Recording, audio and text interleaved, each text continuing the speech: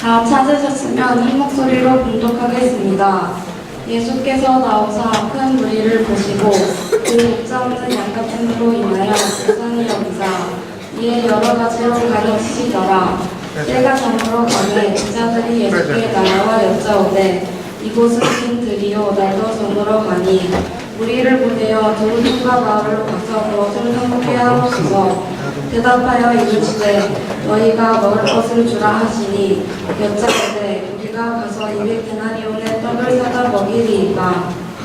이르시되 너희에게 떡 몇 개나 있는지 가서 보라 하시니 알아보고 이르되 떡 5개와 물고기 2마리가 있더이다 하거늘 제자들에게 명하사 그 모든 사람으로 때를 지어 푸른 잔디 위에 앉게 하시니 때로 100명씩 또는 50명씩 앉은지라. 예수께서 떡 5개와 물고기 2마리를 가지사 하늘을 우러러 축사하시고 떡을 떼어 제자들에게 주어 사람들에게 나누어 주게 하시고 또 물고기 2마리도 모든 사람에게 나누어 주심에 다 배불리 먹고 남은 떡 조각과 물고기를 12바구니에 차게 거두었으며 떡을 먹은 남자는 5,000명이었더라. 아멘.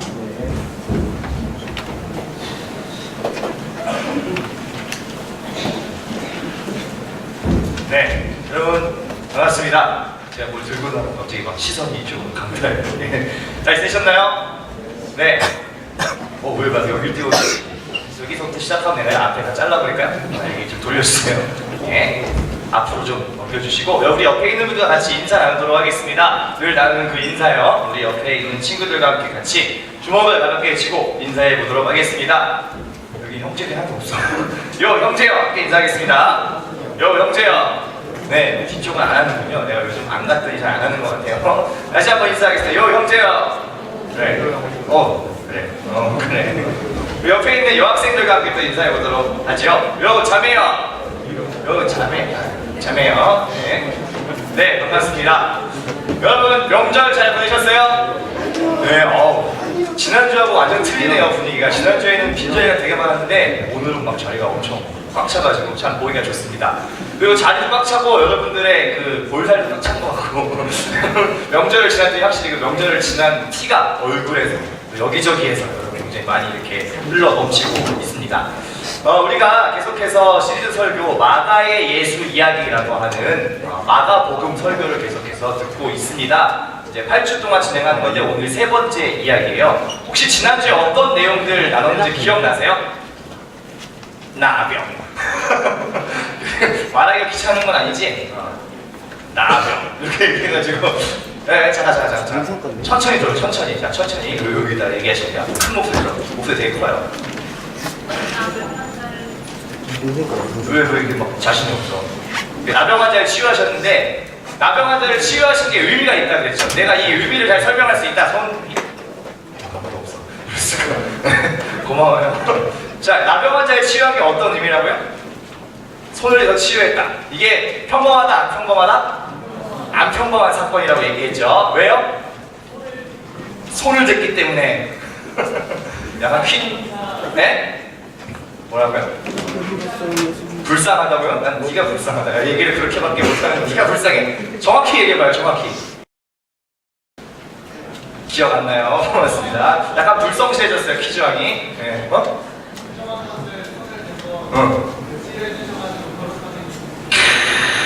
뛰어나가세요. 네, 훌륭해요. 오늘 되게 뭔가 많이 갖고 왔는데 오늘 날이라서 막 달달한 것도 갖고 왔는데 별로 이렇게 열심히 안 참여하면 안 되고.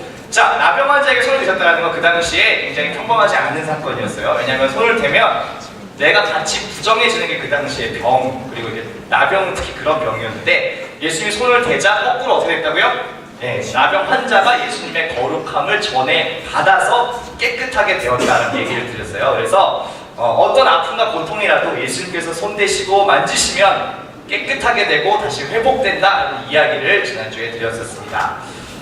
이번 주에는 그 3번째 이야기로 헤롯 대 예수님이라는 제목으로 같이 말씀 나누려고 합니다. 마가복음 6장 34절 44절 우리 잘 아시는 그 오병이어라고 하는 사건의 이야기를 통해서 좀 더 우리가 이 의미를 깊이 살펴보려고 합니다.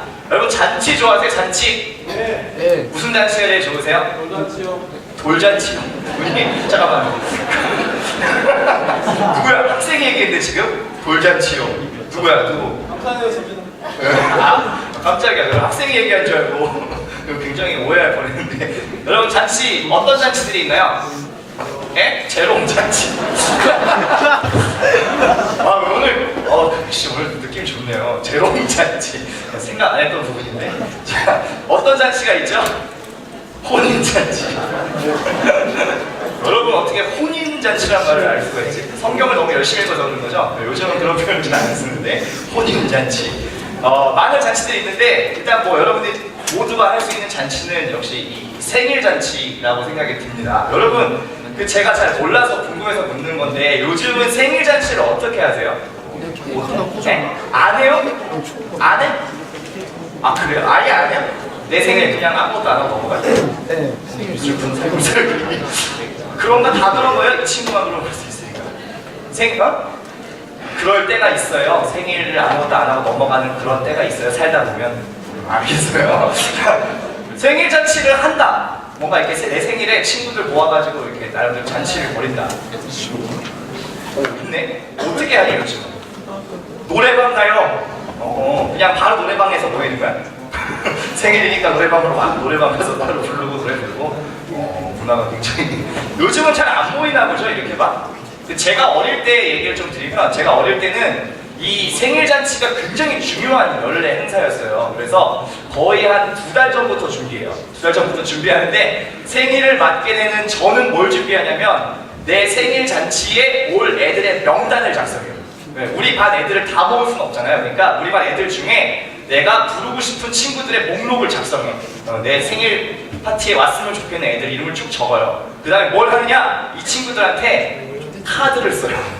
카드를 써 초청장을 쓰는 거예요. 그래서 내 생일은 6월 8일이야. 그러니 내 생일 파티에 와줄 수 있겠니? 이렇게 해갖고 다 써요. 일일이 손으로 써가지고 그거를 다 아이들한테 나눠줍니다. 응? 수제로 쓰지 그러면 뭐. 오늘 다들 감각이 살아나요. 수제로 쓰지. 수제란 표현을 편지에 수제라는 표현을 쓰는 건 처음 들었는데 수제 편지, 손편지라고 해요. 손편지. 수제 편지를 제가 직접 만들어서 친구들한테 나눠줘요. 그럼 친구들이 그걸 받잖아. 그러면 이제 받으면 친구들이 기뻐해요. 왜냐면 모두가 초대받는 게 아니거든. 그래서 받은 친구들은 또 이제 한 달 동안 뭘 준비하냐면 이 친구 생일날 갈 때 무슨 생일 선물을 가져가지 한 달 동안 막 준비해요. 그리고 엄마도 같이 준비해야 돼요. 엄마한테 미리 얘기를 해놔야 돼요. 내 생일날 우리 집에서 생일 잔치 할 거야 엄마 이렇게 얘기를 해놔야 어머니가 미리 뭘 준비하느냐 잔치상을 준비해요. 그래서 친구들이 몇 명 오는지를 엄마가 딱 알고 다 준비를 하시는 거예요. 뭐 떡볶이도 하시고 뭐 튀김도 하시고 이렇게 해가지고 쫙 상을 차려요. 그럼 집에 와가지고 아이들이 이제 띵동 띵동 해가지고 누구누구 친구인데요 이러고 들어와요. 이렇게 선물 들고 되게 귀엽죠. 여기 와갖고 안녕 이렇게 하고 들어와가지고 막 상에 쫙 둘러앉아서 같이 먹고 즐기는 이런 문화가 있었어요. 요즘 그런 문화가 없어서 참 아쉽네요. 여러분도 한번 해보세요. 되게 수수하고 좋잖아요. 수제 편지 좀 쓰고 그쵸? 네. 수제 편지 꼭 써가지고 친구들 초청해갖고 같이 어울리고 이러면 되게 즐거운 생일을 보낼 수가 있습니다. 또 어떤 잔치가 있죠? 누가 아까 뒤에서 얘기해? 이거 뭐예요? 예, 돌잔치. 뭐 하는 날이죠? 아기가 태어난 지 100일 된 날. 그거는 이거 오늘 되게 열심히 하는 건 좋은데 그건 100일 잔치고 돌잔치는 1년.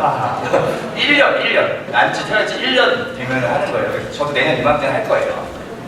무슨 말인지 아무것도 안 들었어.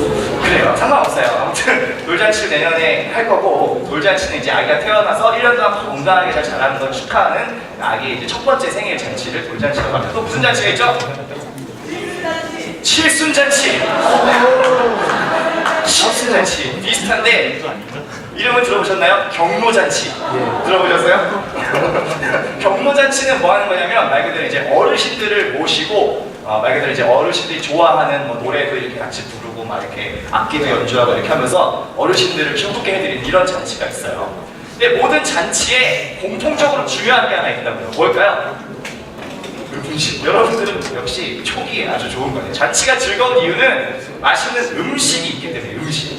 만약에 음식이 없는 잔치다 다 안 가요. 갈 필요가 없죠. 사실상 그렇죠. 우리 그걸 위해 가는 거죠. 그렇죠? 그래서 맛있는 음식을 빼놓을 수가 없는 게 잔치예요. 뭐 이런 여러 가지 맛있는 음식들을 차려놓죠. 이거는 제가 보니까 약간 한정식 같아요. 이런 맛있는 음식들이 있고, 제가 어제 설교 준비하려고 잔치 음식 이렇게 검색했더니 진짜 어마어마한 사진들이 많이 나와서 설교 준비하기가 되게 힘들었어요. 이런 사진이 나오고 심지어 이게 뭔지 아세요? 새우튀김인데, 새우튀김 이 정도로 쌓아놓고 드셔보신 적 없으시죠? 제가 봤을 때 새우튀김 한 200개는 좋게 돼 보여요. 이 새우튀김 200개를 이렇게 쌓아놓고 먹을 수 있는 이런 건 우리가 잔치 때만 누릴 수 있는 거죠. 평소에 이렇게 먹는 사람 없잖아요, 그렇죠? 이런 거 있고, 또 잔치에 빼놓을 수 없는 중요한 메뉴 중에 하나 이런 것도 먹어줘야죠. 네? 이거 뭐예요? 무슨 회?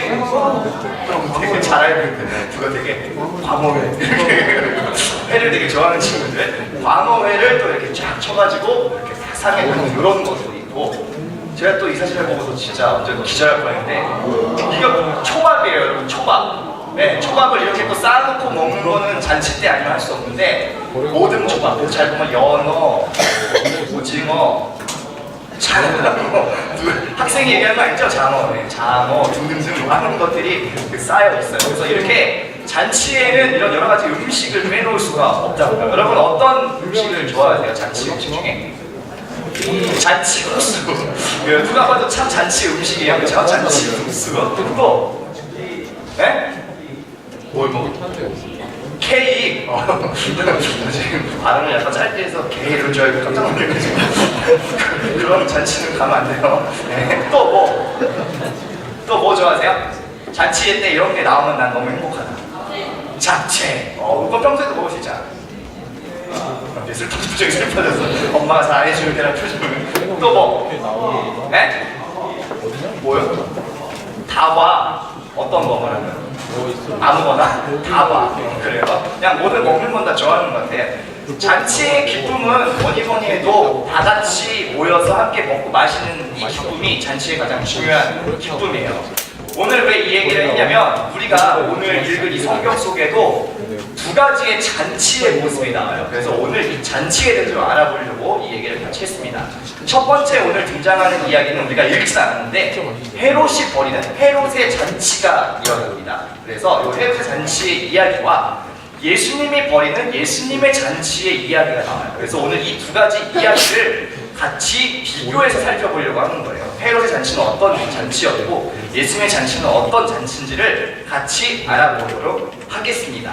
먼저 헤롯의 잔치에 대한 이야기를 한번 알아보도록 할게요. 여러분 헤롯 누군지 아세요? 헤롯. 와.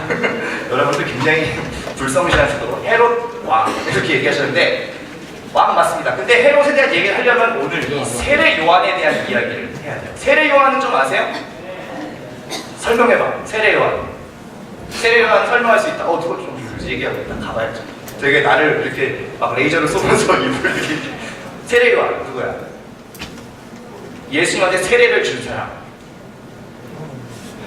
맞았어요. 네, 그것만 있는 거 아닌데, 아무튼 세례 요한은 말 그대로 세례를 주는 사람이에요. 여러분 이 세례 요한이 이게 막 세례가 성이 아니야, 알았죠? 세례를 주는 사람 요한, 그래서 세례 요한인데 이 사람을 간단하게 좀 소개를 하면 이런 특징이 있어요. 예수님보다 반년 먼저 태어나셨어요. 그래서 예수님하고는 이제 6개월 정도 생일이 차이가 나는 분인데, 먼저 태어나서 이 땅에서 무슨 일을 했냐면 요단강가에 가서 세례를 주는데, 어떤 사람들을 세례를 주냐면 이 세례 요한은 요단강가에서 뭘 했냐, 회개하라, 천국이 가까워왔다, 이런 이야기를 막 전해요. 그러니까 예수님이 이제 곧 오실 거기 때문에 회개하고 여러분 마음을 다시 새롭게 해야 됩니다, 이런 얘기를 막 전해요. 그래서 그걸 믿고 회개하는 사람들한테 요단강 물로 이렇게 세례를 주는 일을 하는 사람이 이 세례 요한이었어요. 그리고 이 사람 좀 특이한 건 약간 독특한 간지를 가지고 있어. 지금 그림 보면 느끼시겠지만 약간 독특한 간지를 가지고 있는데, 일단 주식이 특이해. 메뚜기를 먹어요. 메뚜기를 먹고, 석청이라고 하는 건 뭐냐면 이 자연산 벌꿀 이런 거를 이렇게 먹고, 요게 주식이고, 옷은 여기 보시는 것처럼 이제 헐벗었어요. 근데 이 옷을 무슨 옷을 입고 있냐면 낙타 가죽 벗겨가지고 이걸 옷을 만들어서 이렇게 입고 있어요. 굉장히 기이한 행색인데, 그 당시에는 그 구약 시대의 선지자들은 이런 행색을 하고 있었어요. 그래서 말 그대로 예수님의 오실 것들을 예언하고 선포하는 사람이 세례 요한이었고, 아까 잘 얘기해 줬는데 요단강에서 마침내 예수님을 만나서 예수님께도 세례를 주는 사람이 이 세례 요한입니다. 그래서 예수님이 이 세례를 받고 나서부터 이제 공식적으로 30살부터 33살까지 하나님께서 맡겨주신 그 공생의 사역을 이제 세례를 받으면서 딱 시작해요. 세례 요한이 이런 중요한 사람인데 또 그러다 보니까 많은 제자들도 있었어요. 그런데 오늘 이 세례 요한이 죽는 이야기를 좀 해야 되는데 이 사람이 좀 되게 안타깝게 죽거든요. 어떻게 죽는지 혹시 아세요? 오, 손 들었어. 어떻게 죽어? 잔치에서. 말하지 마! 내가 할 거야. 그러니까 어떻게 죽는지만 얘기해줘. 이렇게? 뭐죠? 이건? 뒷목을 쳐갖고 목이 잘려 죽어요. 참수형이라고 하죠. 목 베어가지고 죽는데 바로 이 세례 요한의 목을 벤 사람이 제가 말씀드린 헤롯 왕입니다. 그래서 이 헤롯 왕이 어떤 일을 해서 이 세례 요한의 목을 뱉는지를 제가 조금 더 얘기해드릴게요.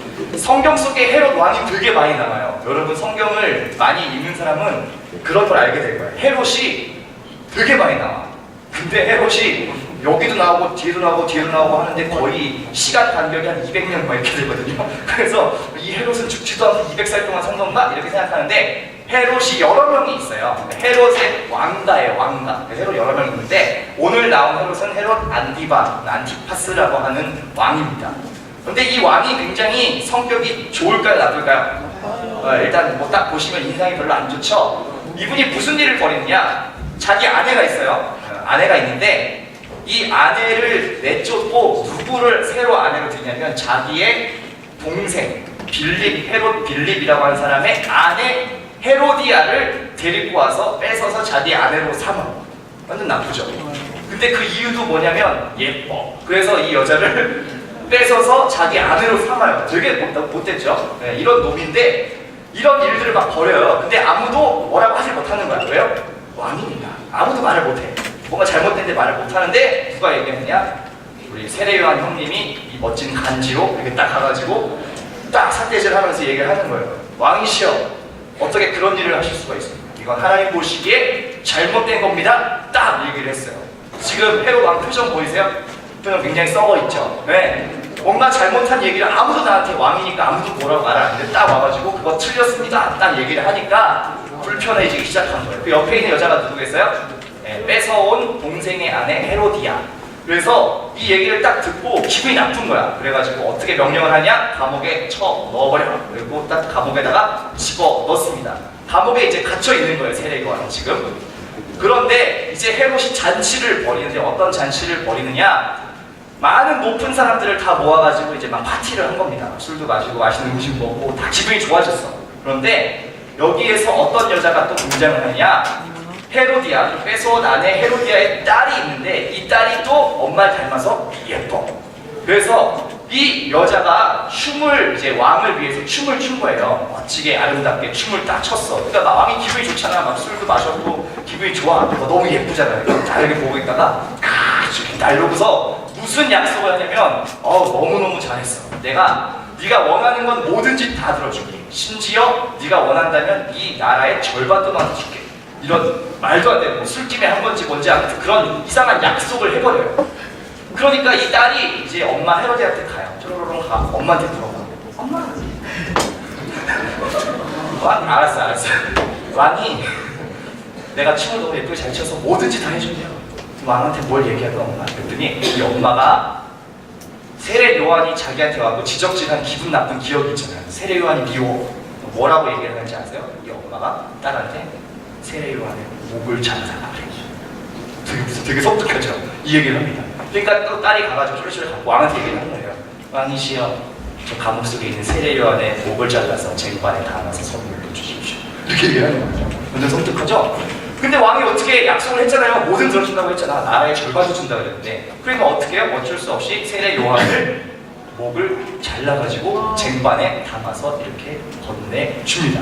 세례 요한이 이렇게 죽고 말았습니다. 참 위대한 선지자고 예수님의 오실 길을 얘기한 사람인데 이 헤롯의 계략에 휘말려서 이렇게 비참하게 죽고 맙니다. 오늘 헤롯의 잔치는 이렇게 끝나는데 헤롯이 벌인 잔치는 그러니까 무슨 잔치냐면 이렇게 막 즐겁고 모두가 행복하고 이런 잔치가 아니라 목을 잘라가지고 피를 보고 사람들을 죽이고 했던 이 죽음의 잔치, 피비린내 나는 잔치를 오늘 헤롯이 벌인 겁니다.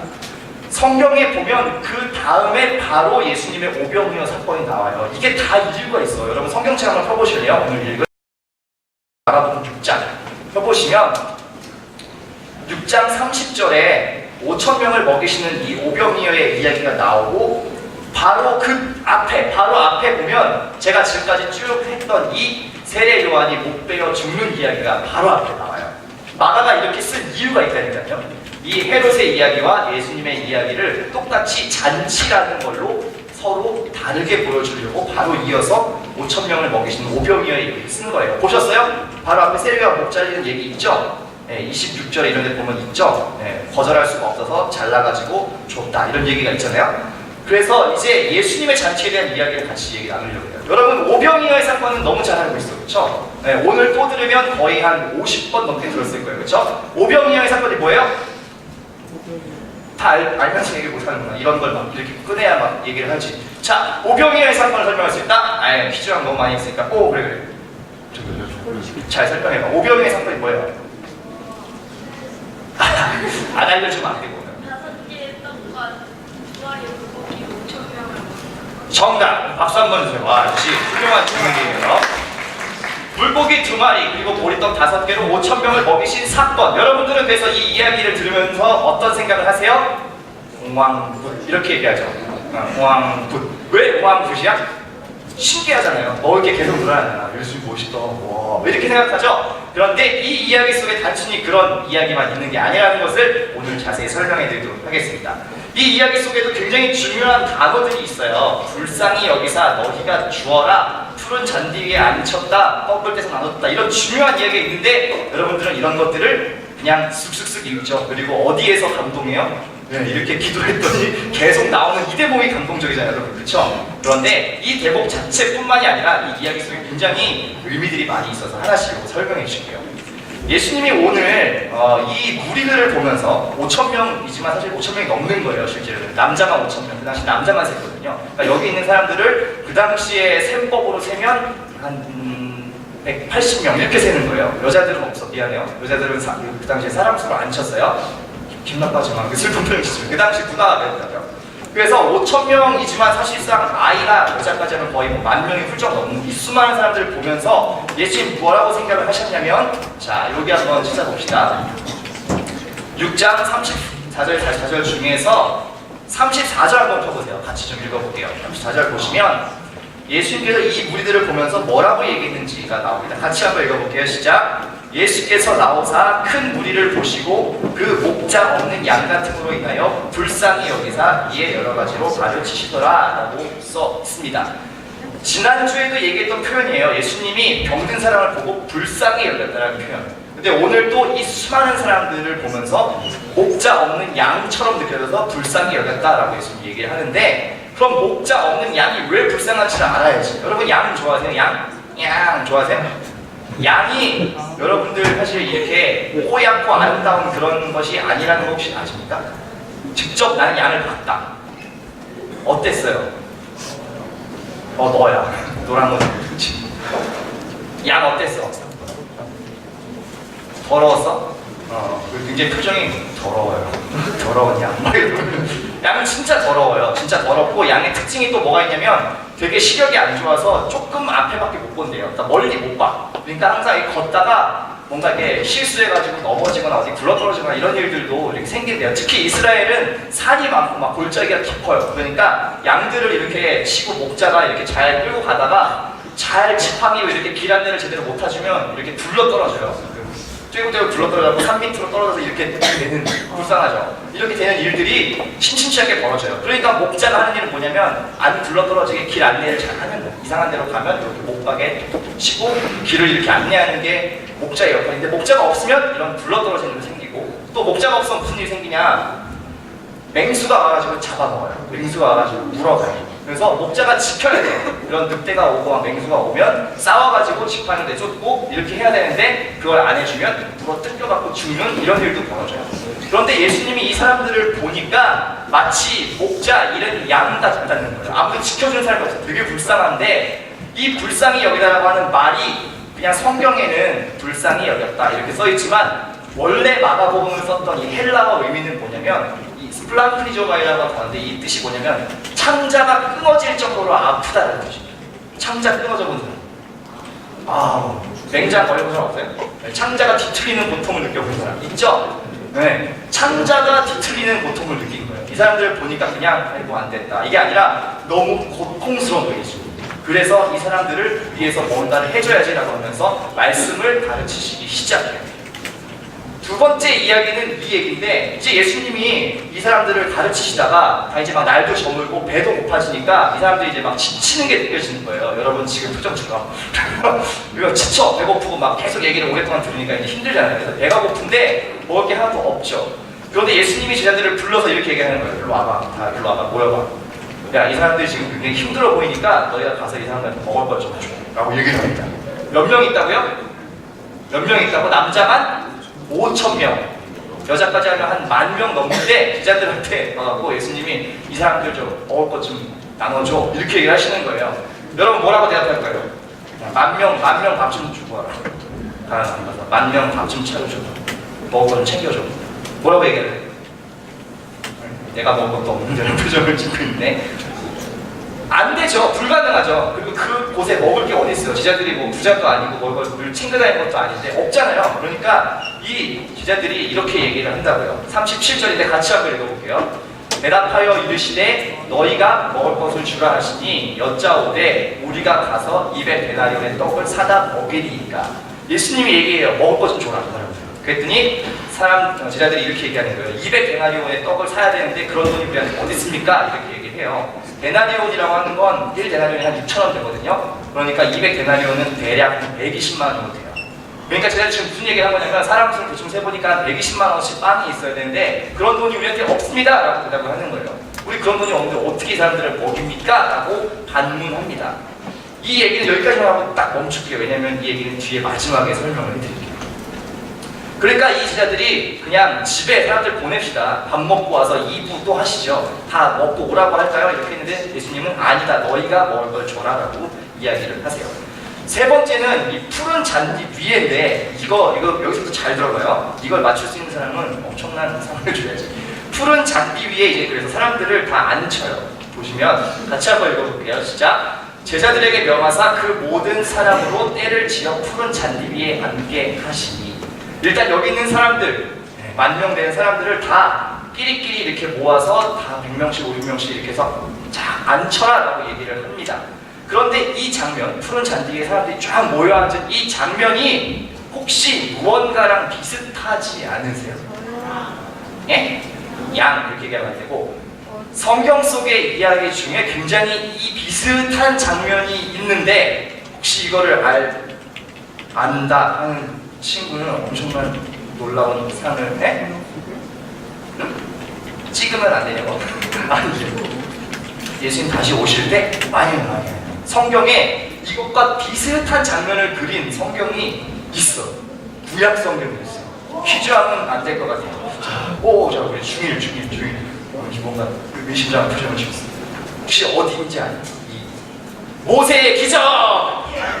아니요? 맞췄어요? 아닙니다. 모세의 기적 아니고, 네, 모세의 기적 아니고, 잠깐만. 알려준 것 같은데, 옆에서?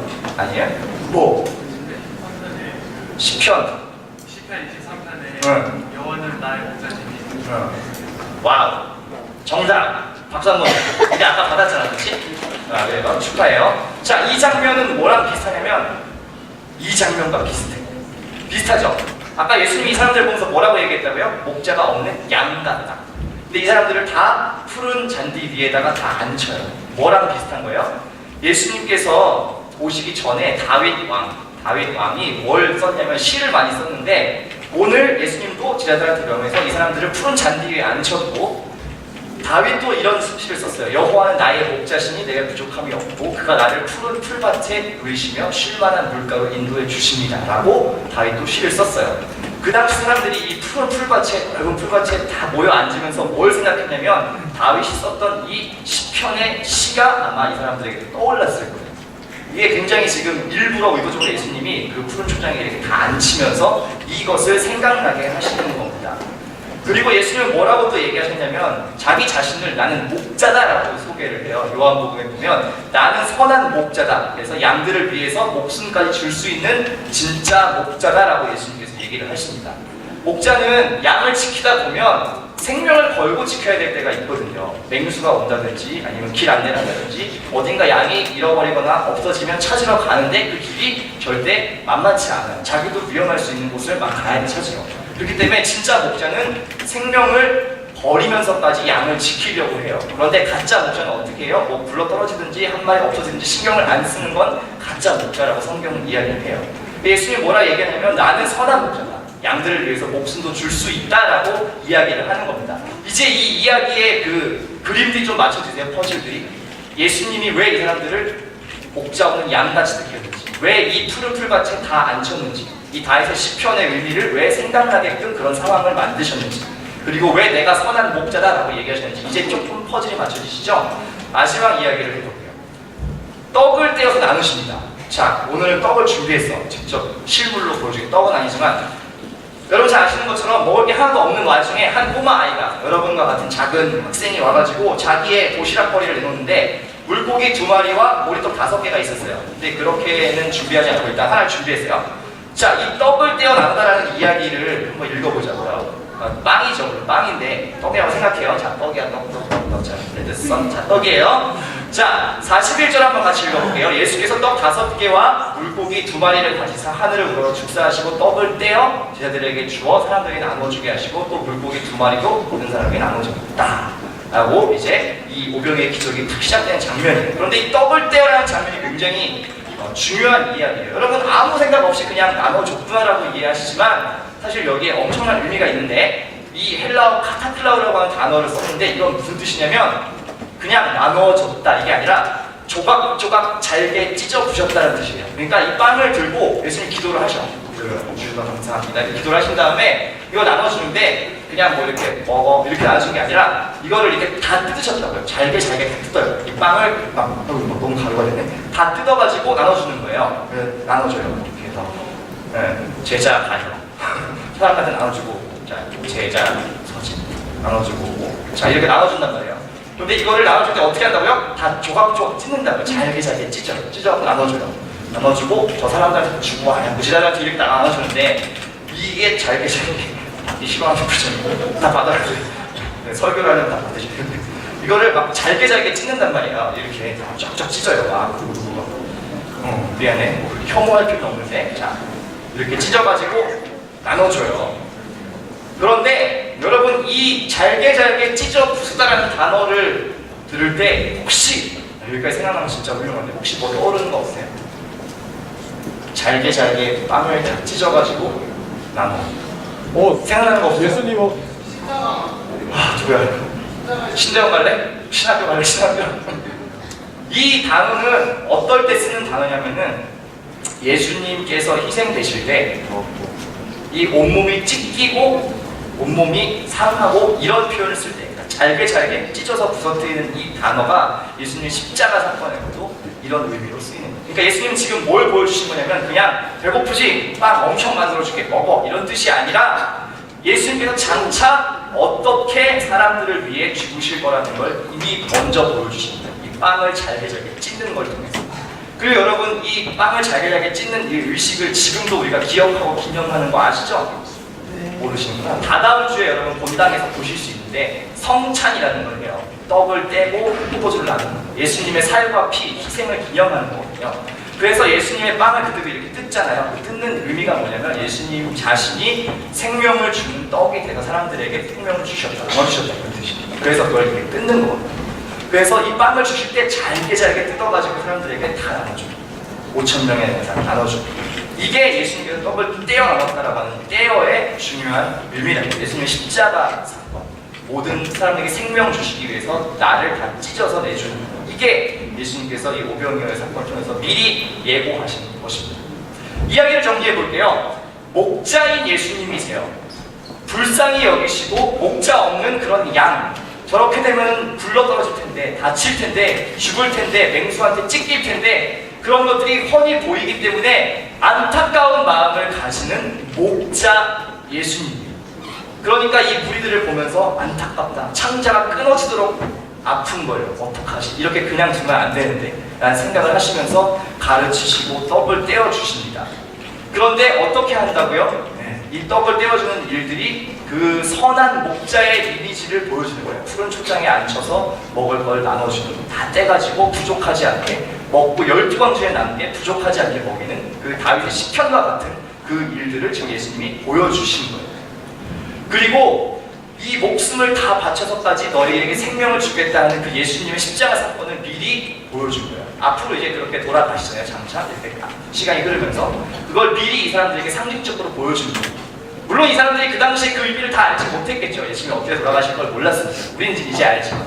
그래서 그 사람들이 이걸 먹으면서 무슨 생각을 하느냐? 아, 저 사람이 우리의 목자라면, 저 사람이 우리의 인도자라면, 우리를 이끌어준 사람이라면 참 좋겠다는 생각을 사람들이 막연하게나마 느끼기 시작하는 거죠. 하지만 예수님이 마음속에 무슨 계획이 다 있었다고요? 하나님 뜻대로 십자가에 달려서 모든 사람에게 생명을 주겠다는 계획이 이미 예수님 마음속에 있으셨습니다. 그러니까 불쌍히 여기시고 이걸 작게 찢어서 나눠주십니다. 그런데 마지막으로 중요한 것은 이 아까 제가 좀 덜 얘기하는 게 한 대목이 있었죠. 뭘 덜 얘기했죠? 예수님이 두 번째 얘기했던 뭐요? 가서 너희가 나눠줘라라고 하는 이야기를 제가 덜 설명한 이유가 이것 때문에 예수님께서 이 이야기를 이렇게 들려주시면서 바라는 건 뭐냐? 그냥 그런 좋은 사건, 아름다운 일들이 일어났구나. 와, 예수님 킹왕짱. 그냥 이렇게 하고 끝나면 안 돼요. 5,000명이나 먹여주셨네. 역시 예수님 엄청난 능력, 쩔어. 이렇게 하고 끝나면 안 되고 오늘 예수님께서 이 너희가 가서 나누어 주어라 라고 하는 이야기의 핵심은 뭐냐면 우리가 그렇게 하라는 거예요. 제자들에게 나눠주잖아요. 너희가 가서 이거를 저 사람에게 나눠줘라. 이렇게 했을 때 제자들이 가서 나눠주는 통로가 된 것처럼 우리가 예수님을 믿고 그 생명을 가지고 있다면 우리가 다른 사람들에게 그것을 또 나눠주라고 예수님이 오늘 말씀하고 계십니다. 너희가 나눠주어라. 예수님 직접 하실 수도 있지만 제자들을 불러서 너희가 나누어 주어라 라고 얘기한 이유는 예수님께서 오늘 그 일을 우리에게 맡기시겠다는 겁니다. 여기 있는 우리 모두에게 아직 예수님을 알지 못하는 목자 없는 양과 같이 그렇게 망가지고 막 위험하고 안타까운 그 사람들을 보면서 너희가 나누어 주어라 라고 얘기합니다. 너희가 이것을 전해줘라. 너희에게 내가 생명을 준 것처럼 너희도 그 사람들에게 이 생명을 나누어 주어라 라고 예수님께서 이야기하고 있다는 겁니다. 저는 여러분들이 이제부터 이 오병이의 사건, 이 이야기를 들을 때마다 그저 신기한 어떤 기적, 놀라운 능력, 요즘은 왜 그런 건 안 일어나지? 막 피자를 500판으로 만들어주시면 좋겠다. 그런 생각을 그냥 하고 와 좋아하겠다. 이렇게 하는 게 아니라 그것의 의미, 왜 그렇게 하셨고 예수님이 이것을 통해서 우리에게 어떻게 하기 원하시는지 우리가 이제 그것을 또 누군가에게 나누어 줘야 되는 사람이구나. 그 예수님의 생명을 전해줘야 되는 사람이구나 라는 생각까지 여러분들이 하실 수 있으면 좋겠습니다. 그래서 여러분, 예수님께서는 여러분 한 사람 한 사람을 정말 그 양처럼 잘 보살피고 싶어 하시는 분이세요. 오죽했으면 예수님께서 생명을 다 주시면서까지 살리고 싶어 하셨겠어요, 여러분. 저와 여러분들이 그 사람을 받고 있는데 그것을 믿고 정말 그것을 받아들인다면 여러분 이제는 그것을 그냥 가지고만 혼자 가지고만 있는 게 아니라 전해주라는 거예요. 너희가 나누어 주어 그 생명을 전해주어라 라고 예수님께서 말씀하고 계시는 겁니다. 오늘 이 오병이어의 사건, 헤롯의 잔치와 예수님의 잔치 분명히 다른 두 가지의 잔치입니다. 헤롯은 죽이고 피 흘리게 하고 사람들을 없애고 아프게 하는 잔치를 벌였다면 예수님은 생명을 살리는 잔치를 벌이셨어요. 생명을 다시 한번 더 풍성하게 하는 잔치를 벌이셨어요. 예수님은 그 일을 위해서 오신 거예요. 여러분 이것들 생각하시면서 정말 우리도 이 생명을 더 넘치게 하는 생명을 전하는 그러한 기쁨의 잔치를 날마다 우리가 벌이고 참여하는 그런 여러분들이 되셨으면 좋겠습니다. 우리 시간 함께 찬양할 텐데요.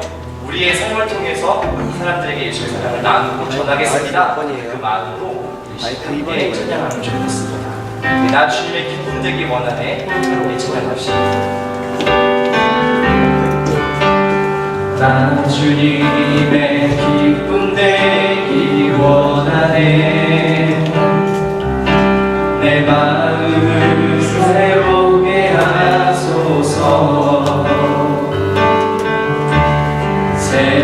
내가 되게 하여 주사 주님의 빛 비추게 하소서. 내가 원하는 한 가지 주님의 기쁨이 되는 것. 내가 원하는 한 가지 주님의 기쁨이. 내가 원하는 한 가지 함께 고백합시다. 내가 원하는 한 가지 주님의 기쁨이 되는 것.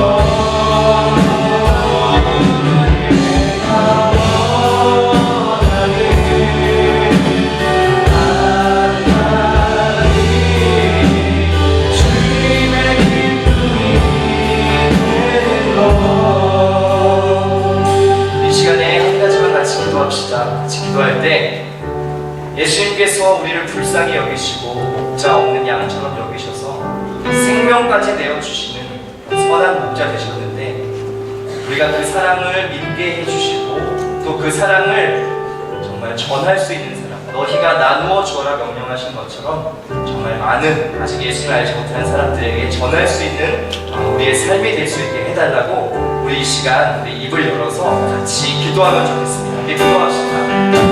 살아계신 하나님, 우리에게 주신 그 놀라운 기적을 기억합니다.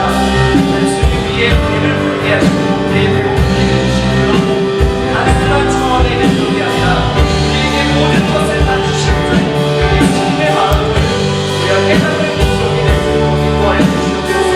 우리의 구원을 받은 것들을 나눠 살 수 있게 하시고 전하며 살 수 있게 해주시고 생명을 잡는 생명의 자유심을 함께 불성자가 되주시옵소서. 하나님 원합니다. 우리 삶이 하여 주시고 우리를 통하여 생명의 흘러가게 하여 주시기를 하나님 원합니다. 주님 붙잡아 주시옵소서.